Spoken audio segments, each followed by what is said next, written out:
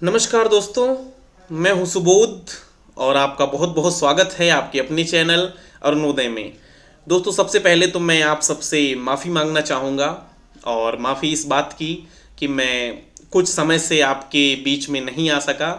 इसके पीछे कारण ये था कि दरअसल मेरा कुछ समय से एक ही तरीके से जीवन जीते जीते जीवन थोड़ा सा यांत्रिक हो गया था। तो मैंने सोचा कि जो है इस यांत्रिकपन के जीवन को थोड़ा सा इसमें बदलाव लाया जाए, और ये सोचते हुए मैं जो है घूमने निकल गया था। तो फिलहाल इन 8-9 दिनों में थोड़ा शहर दर शहर भटकता रहा। तो अब थोड़ी सी जो है मानसिक तौर पे मैं जो है स्वस्थ हो गया हूँ और एक बार फिर आपके समक्ष दुगनी ऊर्जा से जो है मैं आया हूँ। और इस घूमने में आपका सिर्फ नुकसान नहीं हुआ है, थोड़ा सा आपका फ़ायदा भी हुआ है कि मैं जब कहीं घूमने निकलता हूँ तो मेरी पहली पसंद होती है उस शहर का विश्वविद्यालय। तो जैसे मैं जब बनारस घूमने निकला तो बनारस में मैं बीएचयू गया था, और बीएचयू में मुझे जो है किताबों की बहुत एक शानदार दुकान मिली, जिससे मैंने आपके लिए कुछ बहुत ही शानदार किताबें खरीदी हैं जो आपकी तैयारी में आपकी ढेर सारी मदद भी करेंगी। और मेरा ये प्रयास रहता है कि मैं आपको शानदार कंटेंट उपलब्ध करवाऊँ, जिससे आपको जो है आप जब अपनी परीक्षा की तैयारी कर रहे हों तो तमाम जगहों से आपको चीज़ें न पढ़नी पड़े, मैं एक ही क्लास में वो सारी चीज़ें आपको बता दूं, जिससे आपका फ़ायदा हो। और आपके पास दरअसल बीच में सिर्फ 6 महीने का समय होता है, तो 6 महीने में आप हर जगह जाके हर चीज़ नहीं पढ़ सकते। आपके पास इतना समय नहीं रहता कि आप बच्चन भी पढ़ लें, रामचंद्र शुक्ल भी पढ़ लें, रामस्वरूप चतुर्वेदी भी पढ़ लें, नगेंद्र भी पढ़ लें, कविताएं भी पढ़ लें, उपन्यास भी पढ़ लें, नाटक भी पढ़ लें। इतना समय नहीं है, क्योंकि सिलेबस इतना बड़ा है कि सब कुछ नहीं पढ़ा जा सकता। तो हम जैसे कुछ लोगों का ये काम हो जाता है कि आपको जगह जगह से चीज़ें ढूंढ के एक क्लास में वो सब दे देना, जिससे आपकी चीज़ें आसान हो सके। तो कुछ किताबें मुझे मिली हैं और मैं ये समझता हूँ कि उन किताबों से आपकी तैयारी थोड़ी सी सुगम होगी। खैर, ये जो है हो गई बात। हम लोग पढ़ रहे हैं हिंदी साहित्य का इतिहास, और हिंदी साहित्य के इतिहास में हम लोगों ने प्रयोगवाद पढ़ लिया है, प्रगतिवाद पढ़ लिया है, भारतेंदु युग पढ़ लिया है, द्विवेदी युग पढ़ लिया है। उसी के क्रम में आज हम लोग बात करने वाले हैं छायावाद की। तो इस क्लास में हम लोग छायावाद का परिचय पढ़ लेते हैं, फिर उसके बाद एक एक क्लास में जो छायावाद के 4 बड़े स्तंभ हैं उनको एक एक क्लास में निपटाएंगे। फिलहाल ये क्लास आपके लिए बहुत ज़्यादा इंपॉर्टेंट है। इसमें हम लोग जानेंगे कि छायावाद क्या है, छायावाद की समय सीमा क्या है, छायावाद की जो बहुत सारी परिभाषाएं हैं, 10-15 परिभाषाएं तो मैंने आपको इस क्लास में ही बताई हैं। ये सारी चीज़ें इसमें हम लोग जानेंगे। तो उसमें से सबसे पहले हम लोग बात कर लेते हैं कि छायावाद की समय सीमा किस विद्वान ने क्या मानी है। तो सबसे पहले हम लोग बात करेंगे डॉक्टर नगेंद्र की। तो नगेंद्र जो है छायावाद का समय मानते हैं 1918 से 1938 तक। नगेंद्र छायावाद का समय मानते हैं 1918 से 1938 तक। इसके पीछे कारण क्या देते हैं, वो कहते हैं देखिए 1918 में जयशंकर प्रसाद की रचना झरना का प्रकाशन हुआ था, इसीलिए छायावाद की शुरुआत हम लोगों को झरना से 1918 से माननी चाहिए। और 1938 15 नवंबर 1938 को जयशंकर प्रसाद जी का निधन हुआ था। तो नगेंद्र जो है इस वर्ष को 1938 को छायावाद का जो है अंतिम वर्ष मानते हैं। तो आप लोगों को यहां से क्या याद रखना है कि नगेंद्र के अनुसार जो छायावाद की समय सीमा है वो 1918 से 1938 है। उसके बाद हम बात करेंगे रामचंद्र शुक्ल की। तो रामचंद्र शुक्ल छायावाद की शुरुआत मानते हैं 1918 से, और छायावाद का समापन ये नगेंद्र से 2 वर्ष पीछे यानी 1936 में मानते हैं। कारण क्या बताते हैं, 1918 वही झरना, उसके बाद 1936 जो है पंत की एक रचना थी युगांत, जिस रचना की भूमिका में पंत ने स्वयं लिखा था कि मैं छायावाद के युग के अंत की घोषणा करता हूं। तो रामचंद्र शुक्ल छायावाद की समय सीमा 1918 से 1936 मानते हैं।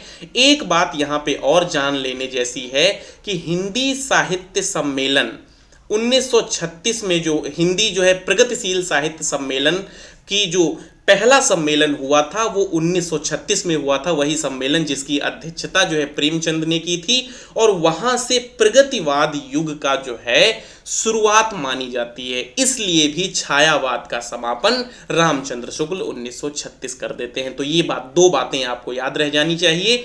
नगेंद्र 1918 से 1938, वहीं पर रामचंद्र शुक्ल 1918 से 1936 ही याद रहेगा, लेकिन सर्वमान्य मत है 1918 से 1936 ही। अगर आपकी परीक्षा में ये प्रश्न पूछा जाए कि छायावाद की समय सीमा क्या है, तो आपको ये बताना है कि 1918 से 1936 जो इसकी समय सीमा है। अगर विद्वान के अनुसार पूछा जाए तो आपको जो समय सीमा बताई गई है वो आपको बतानी है। तो ये बात हो गई समय सीमा की। उम्मीद करते हैं कि आपको याद हो गई होंगी ये समय सीमाएं।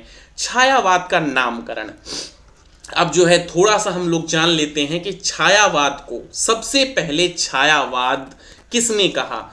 तो छायावाद को सबसे पहले छायावाद लिखित तौर पे, ये जो है मेरा ये मानना है कि छायावाद पहले से चल रहा होगा, नाम लोगों के द्वारा सुना जाता होगा, लेकिन लिखित तौर पे सबसे पहले छायावाद का प्रयोग किया था मुकुटधर पांडे ने। इन्होंने अपना एक निबंध लिखा था हिंदी में छायावाद, जो प्रकाशन जिसका हुआ था जबलपुर से एक पत्रिका निकलती थी श्री शारदा नाम की पत्रिका। इसमें इन्होंने छायावाद का सबसे पहले प्रयोग किया था व्यंग के तौर पे। इसका छायावाद का इन्होंने प्रयोग किया था। इन्होंने लिखा था कि मेरी समझ में नई शैली की कविताओं में भाव में नहीं अपितु भावों की नहीं अपितु भावों की छाया मात्र प्रतीत होती है। अब यहां से हमको क्या क्या याद रखना है, इसमें हर एक बात आपके लिए एक प्रश्न है। सबसे पहले तो हमको याद रखना है कि छायावाद के प्रथम प्रस्तोता कौन है, तो मुकुटधर पांडे हैं। इनके निबंध का नाम क्या था, हिंदी में छायावाद। इसका प्रकाशन कब हुआ था, 1920 में।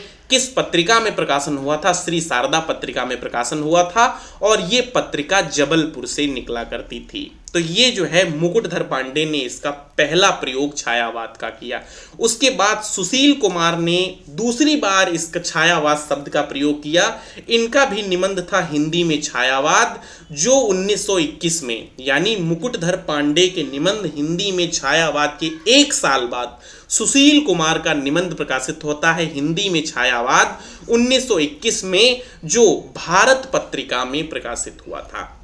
तो आप लोगों को यहां से ये याद रखना है कि छायावाद का सबसे पहले प्रयोग किसने किया था, मुकुटधर पांडे ने किया था। ये याद रह जाएगा। बढ़ते हैं थोड़ा सा आगे। छायावाद की बहुत सारी परिभाषाएं हैं, क्योंकि छायावाद को कोई एक व्यक्ति स्पष्ट नहीं कर सका है। आप अपने वहाँ की साहित्य में देखिए या बाहर के साहित्य में देखिए, बहुत सारे युग आपको सिमिलर मिल जाएंगे। जैसे हर देश के साहित्य में आपको आदिकाल मिलेगा, आधुनिक काल मिलेगा, प्रयोगवाद मिल जाएगा, प्रगतिवाद मिल जाएगा, लेकिन छायावाद ये युग एक ऐसा है जो आपको भारतीय हिंदी साहित्य में ही देखने को मिलता है। तो इस छायावाद की तमाम परिभाषाएं दी गई हैं और आपसे ये परिभाषाएं पूछी जाती हैं। तो एक एक करके हम लोग जान लेते हैं कि किस विद्वान ने छायावाद की कौन सी परिभाषा दी है। सबसे पहले हम लोग बात कर लेते हैं जयशंकर प्रसाद की ही। तो जयशंकर प्रसाद ने कहा कि जब साहित्य में वेदना के आधार पर स्वानुभूति अभिव्यक्त होने लगती है, तो हिंदी में इसे छायावाद के नाम से अभिहित यानी संबोधित किया गया। ये जयशंकर प्रसाद ने कहा। जयशंकर प्रसाद ने एक परिभाषा और दी। जयशंकर प्रसाद कहते हैं कि भावों को स्पष्ट रूप में सर्वाधिक न कर छाया के रूप में प्रस्तुत करना ही छायावाद है। तो ये दो परिभाषाएं जयशंकर प्रसाद की हुई। सूर्यकांत त्रिपाठी निराला ने परिभाषा दी कि छायावाद कोई विचारधारा नहीं है, अपितु वास्तविक अनुभूति को रहस्य के रूप में प्रकट करने की एक कला है। वहीं पर डॉक्टर राम कुमार वर्मा कहते हैं कि जब आत्मा की छाया परमात्मा पर तथा परमात्मा की छाया आत्मा पर पड़ने लगती है, तब छायावाद की सृष्टि होती है। तो ये जो है इनकी परिभाषा इंपॉर्टेंट है, आपसे आपकी परीक्षाओं में पूछी जाती है। तो जयशंकर प्रसाद, सूर्यकांत त्रिपाठी निराला, डॉक्टर राम कुमार वर्मा की हम लोगों ने परिभाषाएं पढ़ ली जो इन्होंने छायावाद पे दी। बात कर ले डॉक्टर नगेंद्र की, तो ये इनकी बहुत ज़्यादा इंपॉर्टेंट परिभाषा है कि छायावाद स्थूल के प्रति सूक्ष्म का विद्रोह है। खूब पूछी जाती है, धूमधाम से पूछी जाती है ये कथन आपसे हर बार जो है। अगर छायावाद की परिभाषा आपसे परीक्षाओं में पूछी जाती है तो लगभग नगेंद्र का ये कथन आपसे पूछ लिया जाता है। इस परिभाषा को आगे लिखते हुए नगेंद्र लिखते हैं कि वर्णन की विशिष्ट छायावाद स्थूल के प्रति सूक्ष्म का विद्रोह है। वर्णन की विशिष्ट भावनात्मक पद्धति तथा जीवन के प्रति विशिष्ट भावनात्मक दृष्टिकोण है। तो ये नगेंद्र की परिभाषा हो गई। अब देख लेते हैं कि अपने रामचंद्र शुक्ल क्या कहते हैं। रामचंद्र शुक्ल का तो अकेली परिभाषा से कभी कोई काम चलता ही नहीं है। तो ये लिखते हैं कि छायावाद को दो अर्थों में समझना चाहिए, क्योंकि ये एक अर्थ तो किसी का निकाल ही नहीं पाते हैं। तो ये कहते हैं कि छायावाद को दो अर्थों में समझना चाहिए, एक रहस्यवाद के अर्थ में और दूसरा वर्णन शैली के विशेष आधार पर। यहाँ भाव स्पष्ट रूप में न होकर रहस्य युक्त में थे तथा उनके वर्णन की प्रतीकात्मक शैली को अपनाया गया। तो ये परिभाषा हो गई रामचंद्र शुक्ल की। वहीं पे महादेवी वर्मा कहती हैं कि छायावाद तत्वतः प्रकृति के बीच जीवन का उद्गीत है। प्रकृति के बीच जीवन का उद्गीत है जिसका मूल सर्वात्मावाद है। सर्वात्मावाद है। तो ये भी परिभाषा आपके लिए इंपॉर्टेंट हो जाएगी। महादेवी वर्मा की परिभाषा आपके लिए, हालांकि हर परिभाषा आपके लिए इंपॉर्टेंट है, लेकिन ये कुछ परिभाषाएं आपके लिए ज़्यादा इंपॉर्टेंट हैं। नंद दुलारे वाजपेयी कहते हैं कि छायावाद एक शैली विशिष्ट है जिसमें नया कुछ भी नहीं है, बस परंपराओं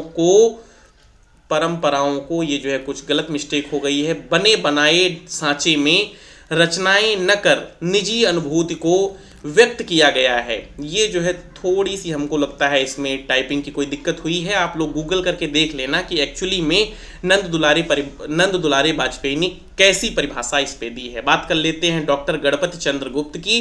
गणपति चंद्र गुप्त लिखते हैं कि इन्होंने 1946 में एक निबंध लिखा था, छायावाद और उसके रचनाकार। छायावाद और उसके रचनाकार, और उसमें इन्होंने परिभाषा दी थी कि छायावाद यथार्थ के विरुद्ध, कल्पना बुद्धि के विरुद्ध, भावात्मक वैयक्तिकता के विरुद्ध सर्वात्मावाद का आंदोलन है। तो ये जो है कुछ परिभाषाएं हो गई जिन पे एक दृष्टि आपको डाल लेनी है। नंद दुलारे वाजपेयी की आप लोग परिभाषा देख लेना, या फिर हम जो है कभी किसी क्लास में छायावाद की प्रश्नोत्तरी करवाते हुए आपको करवा देंगे। छायावाद के प्रवर्तकों की बात कर ली जाए तो रामचंद्र शुक्ल, मैथिली शरण गुप्त और मुकुटधर पांडे को मानते हैं।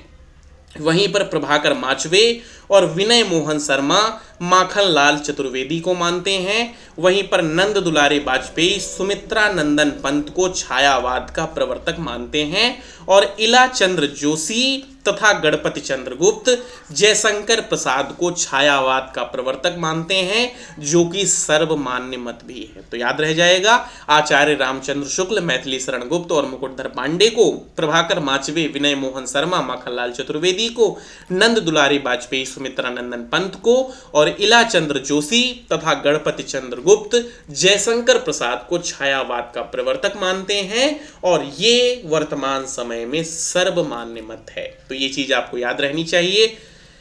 बढ़ते हैं थोड़ा सा आगे और बात कर लेते हैं कि छायावाद के जो विभिन्न विद्वानों के द्वारा नाम दिए गए उन पे एक दृष्टि डाल लेते हैं। जैसे छायावाद को मुकुटधर पांडे ने रहस्यवाद कहा है।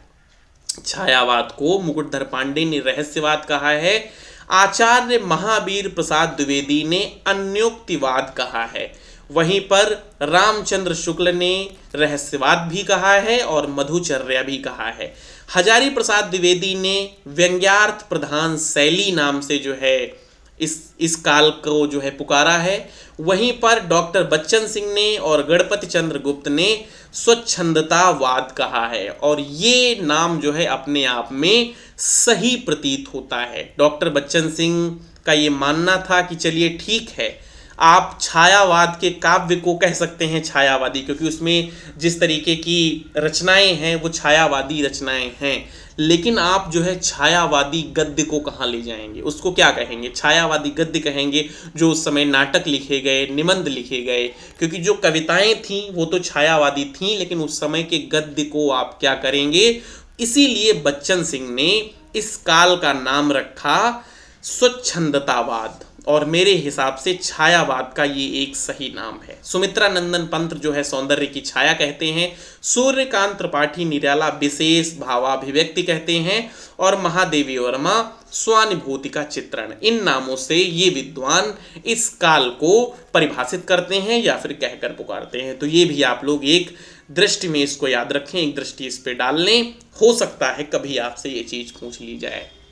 छायावाद से आपसे एक चीज और पूछी जाती है, छायावाद की बृहत्त्रयी और छायावाद की लघुत्रयी आपसे पूछी जाती है। तो छायावाद की जो बृहत्त्रयी है इसमें 3 कवि शामिल हैं, जयशंकर प्रसाद, सुमित्रा नंदन पंत और सूर्यकांत त्रिपाठी निराला। और ये जो है छायावाद की बृहत्त्रयी की जो है जो शामिल करने वाले हैं बृहत्त्रयी में छायावाद के इन कवियों को, वो कौन है? नंद दुलारे बाजपेयी। छायावाद की जो लघुत्रयी है उसमें राम कुमार वर्मा है, महादेवी वर्मा है और भगवती चरण वर्मा है। तो याद रखने का सिंपल तरीका है कि तीनों वर्मा वर्मा वर्मा हैं, राम कुमार वर्मा, महादेवी वर्मा और भगवती चरण वर्मा।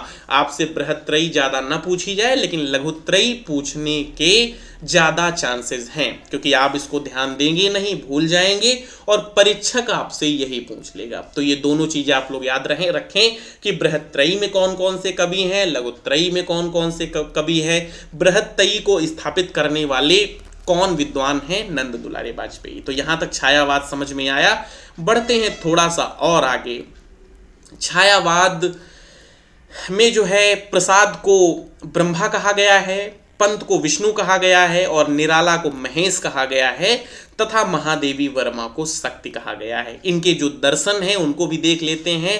प्रसाद जो है प्रतिभिज्ञावाद, आनंदवाद और समरसतावाद दर्शन से प्रभावित थे। पंत जो है अरविंद दर्शन से प्रभावित थे, निराला अद्वैतवादी दर्शन से प्रभावित थे और महादेवी बौद्ध दर्शन से प्रभावित थीं। इनको जो है खेल खेल में उड़ा नहीं लेना है, इनको रट लेना है कि प्रसाद पे किस दर्शन का प्रभाव था, पंत पे किस दर्शन का प्रभाव था, निराला पे किस दर्शन का प्रभाव था और महादेवी वर्मा किस दर्शन से प्रभावित थी। तो प्रसाद जो थे वो आनंदवाद, समरसतावाद और प्रतिभिज्ञावाद से, वहीं पे पंत अरविंद दर्शन से, निराला अद्वैतवादी दर्शन से और महादेवी वर्मा बौद्ध दर्शन से प्रभावित थी। प्रसाद को जो है छायावाद का ब्रह्मा कहा जाता है, पंत को छायावाद का विष्णु कहा जाता है और निराला को छायावाद का महेश कहा जाता है। किसके अनुसार?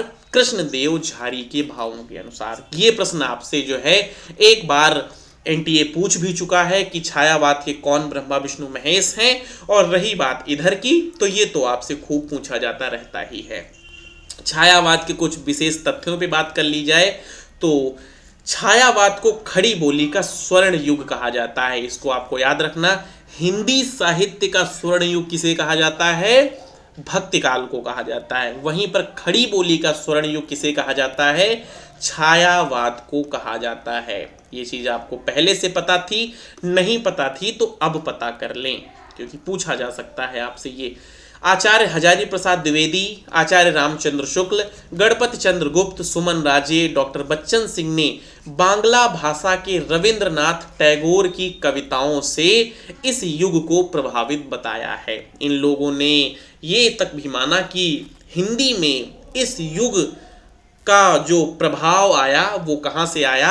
रविंद्रनाथ टैगोर की बांग्ला भाषा में रचित कविताओं से आया।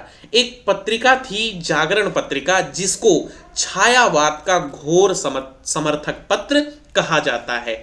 आचार्य रामचंद्र शुक्ल ने झरना को छायावाद की प्रयोगशाला का प्रथम आविष्कार माना है। तो ये चीज आप लोग याद रखें। इसीलिए रामचंद्र शुक्ल 1918 से ही छायावाद की शुरुआत मानते हैं, क्योंकि झरना का जो प्रकाशन वर्ष था वो 1918 ही था।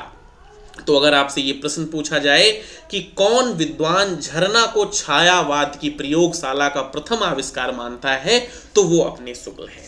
पंत की जो रचना है युगांत, जिसका प्रकाशन हुआ था 1936 में, इसको छायावाद के मृत्यु का मैनिफेस्टो यानी घोषणा पत्र कहा जाता है। तो ये चीज आपको याद रखनी चाहिए। बढ़ते हैं थोड़ा सा और आगे। आचार्य शांति प्रिय द्विवेदी ने कामायनी को, जो कि जयशंकर प्रसाद की रचना है, 1936 में प्रकाशित होती है, छायावाद का उपनिषद माना है। वहीं पर डॉक्टर नगेंद्र ने कामायनी को मानव चेतना के विकास का महाकाव्य कहा है। ये भी आप लोग याद रखें। गजानन माधव मुक्तिबोध ने कामायनी को माना है कि ये भी रचना फैंटेसी शैली में रचित है। रामधारी सिंह दिनकर ने कामायनी के संदर्भ में दोष रहित दूषण सहित नामक निबंध लिखा। तो ये भी आप लोग याद रखें। पंत द्वारा रचित पल्लव की भूमिका को छायावाद का मैनिफेस्टो कहा जाता है, जिसको हम लोग पीछे 2 बार देख आए हैं। छायावाद के जो प्रतिनिधि कवि हैं और कौन सा विद्वान किस कवि को प्रतिनिधि कवि मानता है, अपने रामचंद्र शुक्ल सुमित्रा नंदन पंत को मानते हैं। अज्ञेय मानते हैं सूर्यकांत त्रिपाठी निराला को, और गणपति चंद्र गुप्त मानते हैं जयशंकर प्रसाद को। डॉक्टर बच्चन सिंह मानते हैं महादेवी वर्मा को। शिव कुमार शर्मा मानते हैं हरिवंश राय बच्चन को।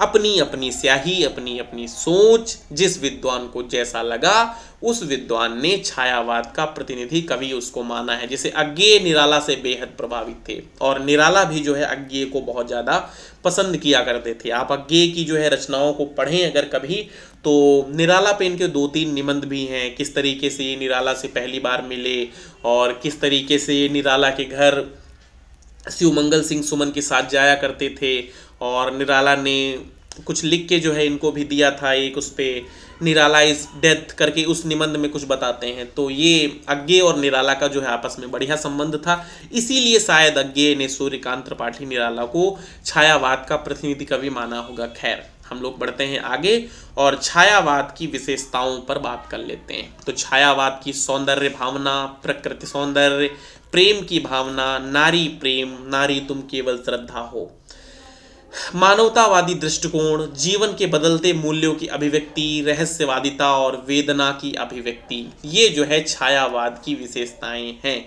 तो ये जो है छायावाद पे आपके लिए जो क्लास बनाई गई, फैक्टों से भरी हुई ये क्लास थी। बहुत सारे तथ्य आपके सामने रखे गए। मैं ये तो नहीं कहता कि मैंने आपके सामने 100% चीज़ों को बता दिया है। बहुत सारी चीज़ें हैं जो छूट गई हैं मुझसे, और छूट भी जानी चाहिए। कहाँ तक आपको एक क्लास में सब कुछ बताया जाए, लेकिन मेरा ये मानना है कि आपकी परीक्षा की दृष्टि से जो जो मुझे इम्पोर्टेंट लगा मैंने उसको इस क्लास में रखा, और उम्मीद करते हैं कि क्लास आपको पसंद आई होगी। कुछ दिन से जो है क्लासें नहीं बन पा रही थी, इसीलिए मैंने क्लास में आपसे पहले माफ़ी भी मांग ली, और अब मेरी ये उम्मीद है कि आपको हर दिन एक क्लास मिलेगी। हम लोग इधर हिंदी साहित्य का इतिहास पढ़ रहे हैं, 4-5 दिन में ये छायावाद समाप्त करना है कोशिश करके। उधर कहानियाँ हम लोगों की लगभग आधी पढ़ गई हैं, 50% कहानियाँ हम लोगों ने पढ़ ली हैं। जो शेष कहानियाँ बची हैं उनको भी बहुत जल्दी पढ़ेंगे। मैं जब छोड़ के गया था तो शायद अज्ञेय की कहानी रोज तक पढ़ा के गया था। अगली कहानी शायद आपकी जो होगी वो शेखर जोशी की होगी, कोसी का घटवार। इस कहानी को हम लोगों को पढ़ना है, तो कल कहानी ये पढ़ाते हैं आपको। आप लोगों ने जो है बहुत साथ दिया।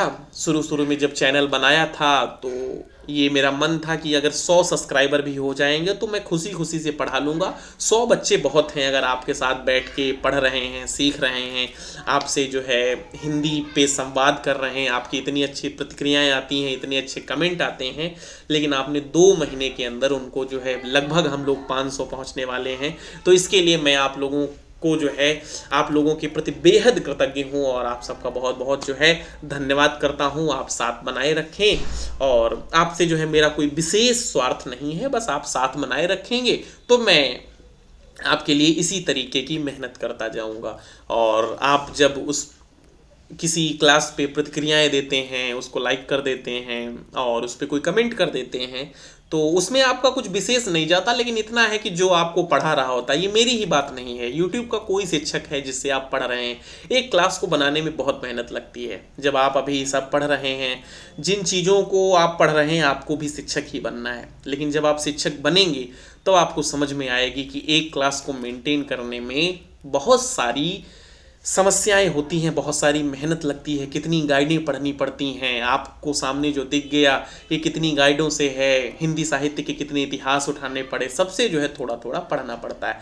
तो खैर मेरा ये मानना है कि जब भी आप किसी शिक्षक की कोई क्लास देखें तो जब आप उसको एक बार लाइक कर देते हैं, एक कमेंट कर देते हैं, तो उसका सीना चौड़ा हो जाता है, यार अरे यार जो है देखो बच्चे ने जो है इस पर प्रतिक्रिया दी, तो आपके लिए और मेहनत करता है और गहराई से कंटेंट लाता है। तो आप जो है प्रतिक्रियाएं जिस तरीके से देते हैं उसके लिए मैं जो है हमेशा कृतज्ञ रहता हूँ।